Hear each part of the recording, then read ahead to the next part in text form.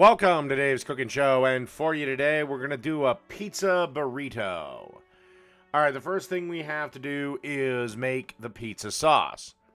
So, the first thing you want to do is get a 28-ounce can of San Marzano tomatoes and puree them in a food processor and then place that in a bowl.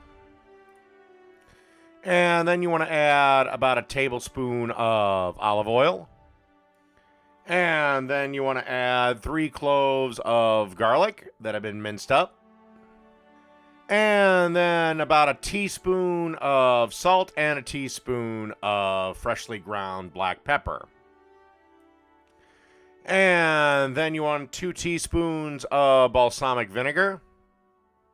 And then you want about a teaspoon of Italian seasoning. And if you want this sauce a little bit hotter, add a pinch of red pepper flakes to it. Then grab a whisk and stir until everything is incorporated. All right, let's move on to the next step.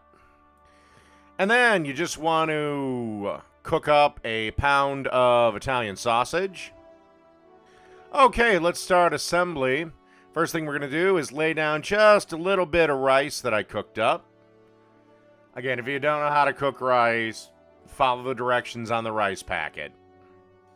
And then you want to add some of that sauce that we made. Again, if you want to heat it up, that's fine, but I'm kind of a big believer in pizza sauce should be a virgin sauce. And then we add some of that sausage. And then we're going to add some pepperoni to this. And then some freshly grated mozzarella cheese. And then basically you just carefully want to fold this and wrap this up, making sure the corners are tight and everything else is good. And then we're going to place this on a griddle to get it all nice and sealed up. Alright, basically the only thing you want to do here is get some good color on both sides, melt the cheese a little bit to make sure your burrito stays sealed. Takes about 1 to 2 minutes each side. Alrighty.